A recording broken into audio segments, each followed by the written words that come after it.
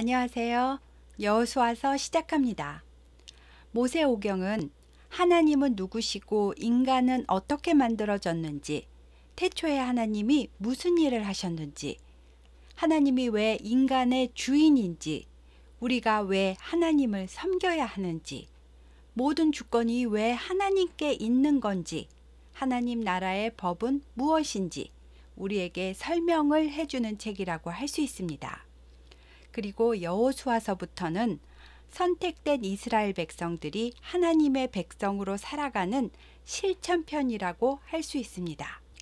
백성도 있고 왕이신 하나님도 있고 율법도 있는데 아직 땅이 없으니까요. 온전한 나라가 되려면 땅을 차지해야 됩니다. 그런데 가나안 땅은 아무도 없는 준비된 천국 땅이 아니고 이미 여러 종족들이 대대로 살고 있었던 땅입니다. 그런데 이들을 다 죽이고 뺏어야 하는 거니까 그럼 악한 민족은 침략해서 다 죽이고 뺏어도 되나? 하는 생각이 드시지요. 하나님은 작은 생명도 소중히 여기시는 분이잖아요. 가나안 땅도 가나안 백성도 다 하나님의 창조물이고 하나님의 것인데요.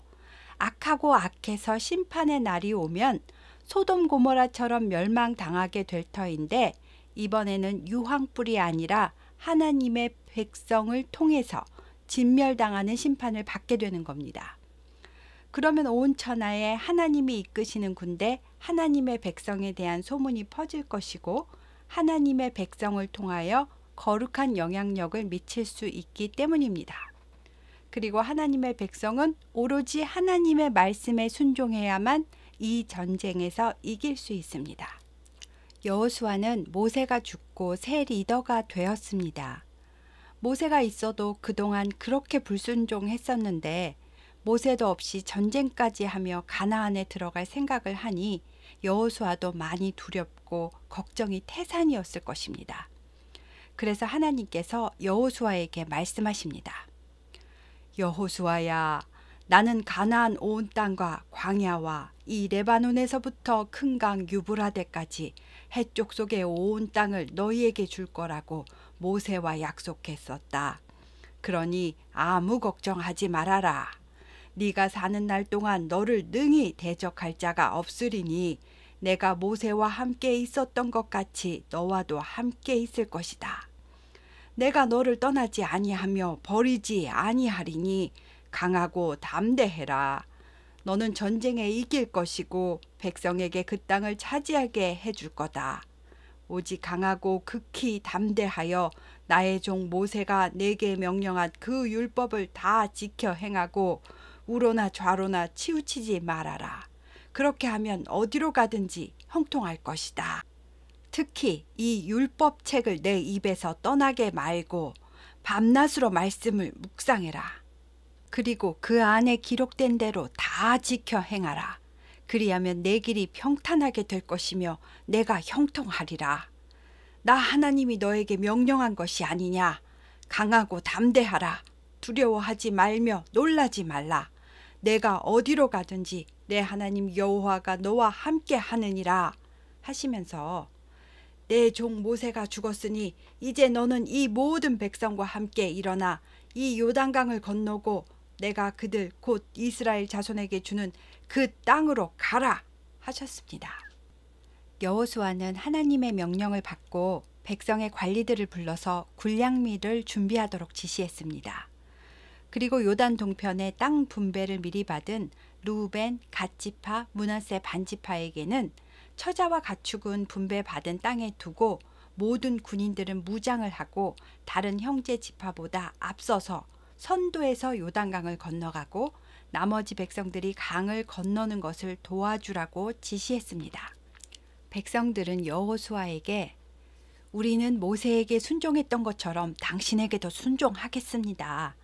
오직 당신의 하나님 여호와께서 모세와 함께 계시던 것 같이 당신도 하나님이 함께 계시기를 원합니다.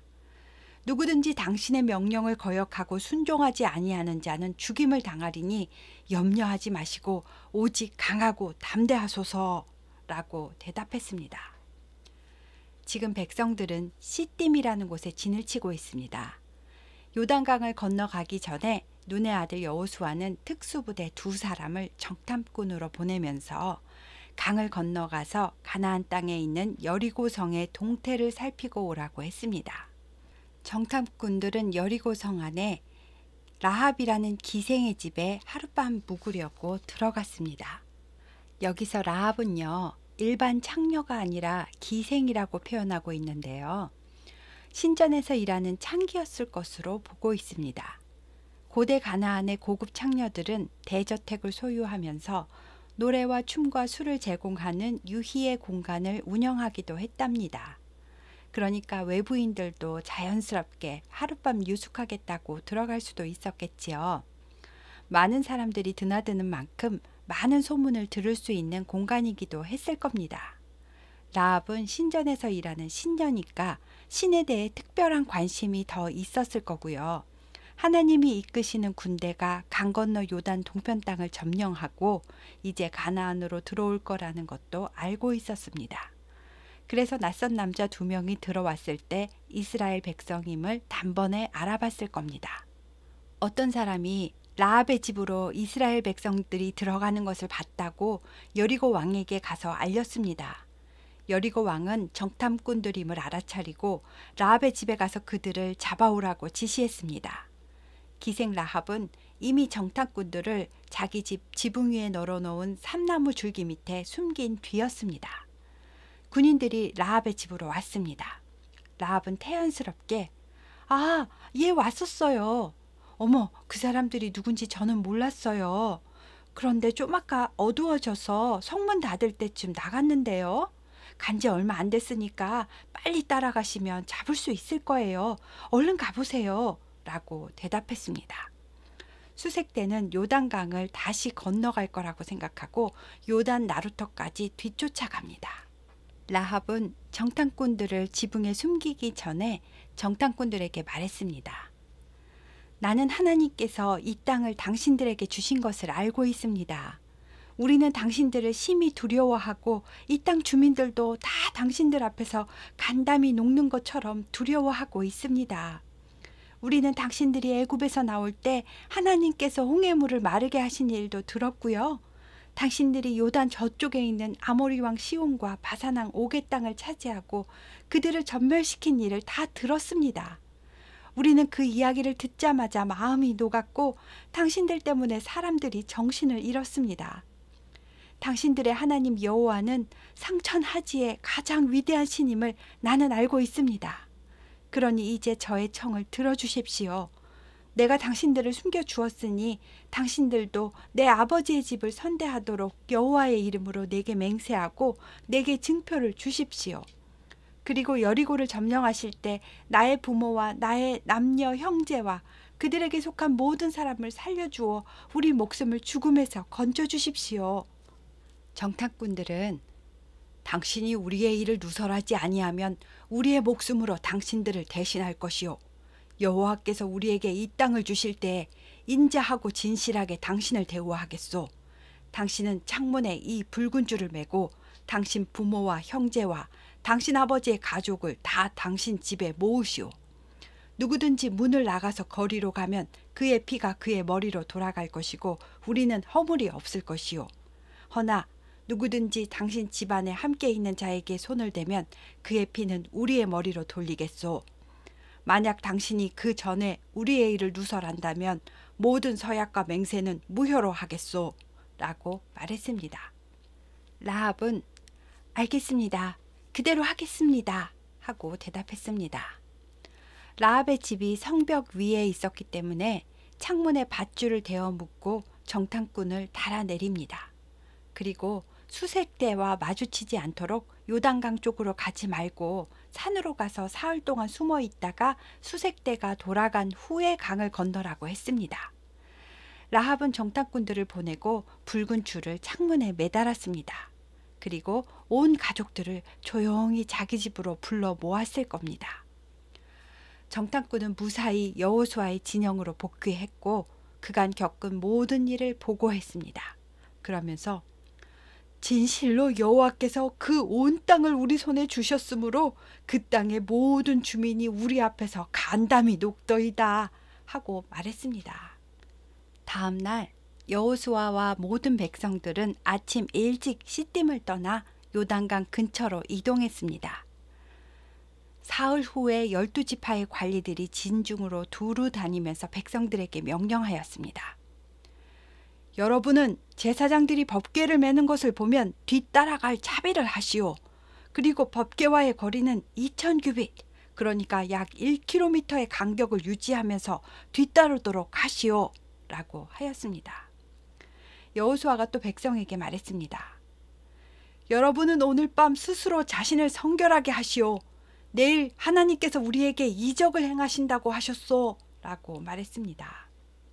하나님께서 여호수아에게 여호수아야, 오늘부터 내가 모세처럼 너와 함께 한다는 것을 온 백성이 알도록 할 것이다. 너는 언약궤를 맨 제사장들에게 요단 강가에 도착하면 법궤를 맨 채로 요단강에 들어서라고 명령하여라. 라고 하셨습니다. 다음 날 아침이 되었습니다. 법궤를 맨 제사장들은 요단 강가에 도착했고 백성들은 1km 정도를 떨어져서 뒤따르고 있었습니다. 백성들의 맨 앞에는 르우벤, 갓, 므낫세 반지파의 군대가 선두에 서 있습니다. 요단 동편에 세 지파의 처자들을 남겨두고 왔어도 백성의 수는 약 200만 명 가까이 될 것입니다. 이때는 요르단이 곡식 거두는 시기였는데요. 여리고 부근은 추수기가 4, 5월경인데 이때는 레바논 산에 눈이 녹고 봄비가 내리는 시기라서 강물이 최고로 불어나 있을 때라고 합니다. 게다가 요단강은 해저 300m 정도 되고 사해는 해저 400m 정도 되기 때문에 경사 각도가 심해서 물살은 더욱 세차게 흘러가고 있었을 겁니다. 이때 강을 잘못 건너면 죽을 수도 있습니다. 강폭은 물이 불어나면 20-30m 정도 되고요. 깊이는 3-4m 정도 된다고 합니다. 그러니까 법궤를 맨 채로 물속으로 들어가는 것은 매우 위험한 행동입니다. 홍해를 건널 때는 백성이 아무것도 하지 않아도 모세도 지팡이만 갖다 대면 하나님께서 알아서 바닷물을 갈라주시고 알아서 동풍으로 마른 땅을 만들어 주셨기 때문에 백성은 그냥 건너가기만 하면 되었습니다. 그러나 이제 율법을 받은 언약의 백성은 믿음의 실천을 보여주어야 합니다. 그래서 말씀에 순종하여 제사장들은 법궤를 메고 강물 속으로 걸어 들어갔습니다. 그러자 신기한 일이 벌어졌습니다. 위에서부터 흘러내리던 강물이 요단강 위쪽에 있는 아담 성읍 변두리에 있는 사르단 쪽에서 마치 댐으로 물을 막아놓은 것처럼 한쪽에 쌓여서 더 이상 물이 흘러내려오지 않는 겁니다. 법궤를 맨 제사장들은 저벅저벅 강을 걸어 들어가서 강의 중간쯤에 서 있습니다. 그래서 뒤를 이어온 백성들은 그대로 강바닥을 걸어서 무사히 전부 다 강을 건너가게 되었습니다. 법궤는 백성들이 다 건너갈 때까지 그대로 강 중앙에 서 있었고 백성들은 강을 건너며 하나님께서 함께 하심을 분명히 체험하였을 겁니다. 하나님께서는 각 지파에서 한 명씩 데려다가 강바닥에 있는 큰 돌을 하나씩 가지고 나오도록 명령하셨습니다. 12지파의 대표들은 제사장들이 있는 강 중앙으로 들어가서 강바닥에 있는 돌을 하나씩 메고 나왔습니다. 그리고 또 강 밖에 있는 돌을 12개를 가져다가 제사장의 발이 있는 강바닥에다 두었습니다. 강바닥에서 가지고 나온 12개의 돌은 나중에 백성들에게 표징이 되어 후손들에게 이 돌은 우리가 요단강을 걸어서 건넌 증표야. 강 밑바닥 한가운데 있었던 돌이란다. 봐라, 물살에 쓸려서 강돌이라서 맨질맨질하지? 요단강물이 하나님의 언약궤 앞에서 물이 끊어졌고 이 돌은 제사장들이 언약궤를 메고 서 있었던 바로 그곳에서 가지고 온 거야 라고 설명해 주라고 했습니다. 밖에 마른 땅에 있던 돌을 강바닥에 가져다 둔 것은 이전 땅의 것은 죽고 하나님의 것이 살았다라는 할례와 세례의 의미라고 합니다. 이제 법궤를 맨 제사장들이 마지막으로 강을 건너 나왔고 이들이 육지를 밟음과 동시에 요단강 물은 다시 합쳐져서 이전처럼 언덕에 넘치며 흐르게 되었습니다. 이스라엘 백성들은 길갈이라는 곳에서 유숙하게 되었습니다. 르우벤과 갓지파, 므낫세 반지파의 군사는 무장을 하고 먼저 강을 건너가서 백성이 유숙할 자리를 확보하고 여리고 평지에서 이스라엘 백성들을 지켰습니다. 길갈은 여리고 성과 한 2km 정도밖에 안 떨어진 아주 가까운 곳에 있었습니다. 그리고 강 바닥에서 가져온 12개의 돌도 길갈에 가져와서 기념비로 세웠습니다. 백성들은 여호수아도 모세처럼 하나님이 함께 하신다는 것을 보았기 때문에 이날부터 여호수아도 두려워하게 되었답니다. 한편 이 소식을 들은 요단 서쪽의 아모리 사람들의 모든 왕들과 해변의 가나안 사람들의 모든 왕들은 두려워서 마음이 높고 이스라엘 자손들 때문에 정신을 잃을 정도로 무서워했다고 합니다. 이스라엘 군인들은 이제 전열을 가다듬고 이참에 진격을 하면 될 터인데 이때 하나님께서는 여호수아에게 부싯돌로 칼을 만들어서 이스라엘 백성들에게 할례를 행하라고 하셨습니다. 진통 소염제도 없는데 전쟁하기 전에 할례를 하라니 저 같아도 이 말씀은 앞뒤가 안 맞고 이해도 안 되고 순종하기 어려운 말씀입니다. 하지만 여호수아는 순종하고 부싯돌로 칼을 만들어서 할례산에서 이스라엘 자손들에게 할례를 행했습니다. 청동으로 된 칼도 있었지만 고대 관습에 따라 할례돌을 사용한 것 같고요. 할례산은 할례를 해서 표피를 묻은 산, 즉 할례를 행한 언덕으로 이해하시면 되겠습니다. 성경책의 할례산이라는 글자에 괄호 2번을 보면 기브앗 하알알롯이라고 써 있지요. 기브앗은 언덕을 뜻하고 하알알롯은 할례를 뜻하는 히브리어고요. 할례의 언덕이라는 뜻입니다. 창세기 17장에서 아브라함이 집안 모든 사람에게 할례를 베풀어 언약의 백성임을 표시하였고 출애굽기 12장에서는 유월절 규례를 주시면서 할례를 받지 않으면 유월절 어린 양을 먹을 수 없다고 하시며 종이나 타국인들까지 다 할례를 받아야 유월절에 참여할 수 있다고 하셔서 다들 할례를 받았었습니다. 그런데 애굽에서 나와서 할례 받은 백성들은 다 죽었고 광야에서는 징벌의 시간이었기 때문에 광야에서 태어난 백성은 아직 할례를 행하지 못했다고 합니다. 그래서 언약의 땅으로 들어가기 전에 언약의 백성임을 표시하기 위해서 이전 것을 끊어내는 의미로 할례를 행해야 했던 것입니다. 할례 받은 백성들은 진영 안에서 낫기를 기다리는 수밖에 없었습니다. 이럴 때 적들이 공격한다면 누워있다가 그냥 당하는 수밖에 없으니까 매우 불안했겠지만 이때에도 하나님은 지켜주고 계셨습니다. 하나님은 내가 오늘 애굽의 수치를 너희에게서 떠나가게 하였다 라고 하셨는데요. 더 이상 애굽의 노예가 아니라 하나님의 거룩한 백성으로 그 신분이 격상되었다 라고 하신 겁니다. 그래서 그곳 이름이 길갈이라고 불리게 된 것이고요. 길갈은 굴러간다 라는 뜻입니다. 요단강을 건너온 날은 주전 1406년 1월 10일이었고요. 이스라엘 자손들은 길갈에 진을 치고 있습니다. 1월 14일은 유월절이니까요. 14일 저녁에는 여리고 평지에서 어린 양을 잡아 유월절을 지켰습니다. 유월절 다음 날일 초실절의 시작부터는 가나안 땅의 소산물을 먹었는데요. 유월절 다음 날부터 7일 동안은 무교절이니까 무교병을 먹어야 되는데 가나안 땅의 밀가루로 무교병을 만들어서 먹고 가나안 땅의 볶은 곡식을 먹었답니다. 그러자 바로 그 다음 날부터 40년 동안 매일 내리던 만나가 뚝 그쳤고요. 그 뒤로도 다시는 만나가 내리지 않았다고 합니다.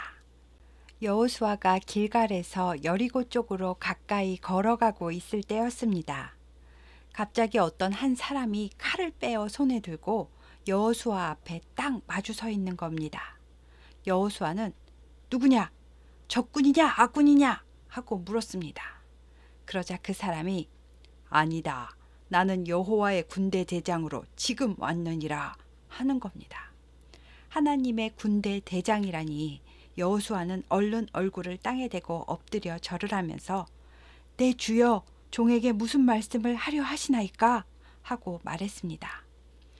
여호와의 군대 대장은 내 발에서 신을 벗으라 내가 선 곳은 거룩하니라 하였고 여호수아는 신을 벗고 군대 대장의 작전 명령을 듣습니다. 작전은 이렇습니다. 여리고 성을 매일 한 바퀴씩 6일 동안 도는 거고요. 마지막 7일 때는 7바퀴를 도는 겁니다. 제사장 7명이 7 양각 나팔을 잡고 언약궤 앞에서 나아가고요. 그 뒤에 언약궤, 그 뒤에 백성들이 뒤를 따르는 겁니다. 마지막 7째 날에는 제사장들이 양각 나팔을 불면서 6번을 돌고 7번째 돌 때 나팔을 길게 불어서 백성에게 신호를 하랍니다. 그러면 백성들은 동시에 전부 다 큰 소리로 와 하고 외치는 겁니다. 그러면 여리고성이 무너져 내릴 것이고 무너진 곳을 타고 군사들이 성 안으로 들어가서 여리고 사람들을 죽이라고 하셨습니다. 이번 전쟁에도 이해는 안 되지만 말씀에 순종하는 믿음의 행동이 요구됩니다. 여리고 성은 이스라엘 자손들이 바로 코앞에 와 있기 때문에 성문을 굳게 닫아 잠그고 아무도 출입하지 않았습니다. 눈의 아들 여호수아가 제사장들을 불러서 너희는 언약궤를 메고 제사장 7은 양각 나팔 7을 잡고 여호와의 궤 앞에서 나아가라 하고 지시했습니다. 또 백성들에게는 언약궤를 뒤따라 가면서 여리고성을 도는데 무장한 군사들은 언약궤 앞과 뒤에서 행군을 하고 제사장들과 언약궤를 호위하면서 나가도록 해라. 단 너희 모두는 6일 동안은 아무 소리도 내지 말고 침묵하면서 성을 돌아야 한다. 그리고 마지막 날 7번째 돌 때 나팔 소리가 길게 울리면 모두 큰 소리로 외치는 것이다. 알겠느냐? 하였습니다. 백성들은 이 모든 것이 하나님의 작전 명령임을 알았기 때문에 모두 순종했습니다. 그날부터 6일 동안 아무 말도 없이 여리고 성을 조용히 한 바퀴 돌고 백성들은 진영에 와서 잠을 잤습니다. 여리고 성 안의 사람들은 내려다보면서 이스라엘 백성들이 정말 이상하다고 생각했을 것입니다. 하루, 이틀, 사흘, 나흘, 닷새, 엿새 계속 성을 조용히 말도 한마디 안 하고 한 바퀴씩 돌기만 합니다. 드디어 7째 날이 되었습니다. 이날은 7번을 돌아야 하니 새벽에 일찍이 일어나서 전과 같은 방식으로 그 성을 7번을 돌았습니다. 7번째 다 돌고 제사장들이 나팔을 길게 불었습니다. 여호수아는 백성에게 백성들아 소리쳐 외치라. 여호와께서 너희에게 이 성을 주셨느니라. 이 성과 그 가운데 있는 모든 것은 여호와께 온전히 바치되 기생 라합과 그 집에 동거하는 자는 모두 살려주어라. 모든 것은 하나님께 온전히 바쳐진 것이니 아무것도 손대지 말아라. 단 은금과 동철 기구들은 가지고 나와서 하나님의 성전 곳간에 드리도록 해라 하고 크게 명령했습니다. 백성들은 온 힘을 다해 큰 소리로 와 하고 소리를 지르고 제사장들은 나팔을 있는 힘껏 계속 뿌뿌 하고 불었습니다. 그러더니 진짜로 성벽이 와르르 무너져 내리는 겁니다. 백성의 군인들은 각기 앞으로 나아가서 무너진 성벽 돌을 타고 그 성 안에 들어가서 그 안을 점령하고 남녀노소 모두와 소와 양과 나귀를 칼날로 다 죽였습니다. 정탐꾼 2명은 기생 라합의 집에 들어가서 라합의 모든 가족들을 구출해서 데리고 나와서 진영 밖에 안전한 곳으로 피신시켰습니다. 이스라엘 군사들은 그 성과 그 가운데 있는 모든 것을 불사르고 은금과 동철 기구는 여호와의 집 곳간에 두었습니다. 그리고 기생 라합과 그 가족들은 이때부터 이스라엘 진영에서 함께 살 수 있게 해주었습니다. 여호수아는 백성에게 맹세를 시킵니다. 누구든지 일어나서 이 여리고성을 건축하는 자는 여호와 앞에서 저주를 받을 것이다. 그 기초를 쌓을 때 그의 맏아들을 잃을 것이요 그 문을 세울 때 그의 막내 아들을 잃으리라 라고 하였습니다. 가나안에서 첫 전쟁이고 하나님께 온전히 바쳐진 진멸된 성이기 때문에 영원히 폐허가 된 돌무더기 상태 그대로 상징적으로 두라는 것이고요. 이 성은 재건하여 이스라엘 백성이 들어가서 살 수 없습니다. 그리고 불에 타지 않는 은금과 동철기구는 가져다가 녹이고 정결의식을 통해서 재사용했을 것으로 생각됩니다. 여리고성은 이중 방어 시스템으로 되어 있었던 성이라고 하고요. 처음에 밑바닥부터 4m 정도는 돌로 만든 옹벽으로 쌓았고 그 위부터는 흙벽돌로 쌓았을 것이라고 합니다. 어찌되었든 전적인 하나님의 은혜로 말씀에 순종하여서 이스라엘 백성은 완전한 승리를 경험했습니다. 이제 가나안 전 지역과 이방 나라에 여호와라는 강력한 신이 직접 이끄는 백성이 있다더라. 그 신이 함께하는 여호수아라는 사람이 있는데 가나안 땅을 진멸하러 이스라엘 백성을 이끌고 온다더라. 그 신은 바다도 강물도 가른다더라 하는 소문이 온 땅에 쫙 퍼지게 되었습니다. 가나안 사람들은 여리고성 함락 소식에 더더욱 두려운 마음이 들었을 것이고 한편으로는 전쟁 준비를 하면서 주변 부족들과 연합으로 군사 작전을 짤 것입니다. 여기가 6장까지 이야기입니다. 다음 시간에도 하나님이 함께 하시는 정복 전쟁 이야기가 계속 이어집니다. 감사합니다.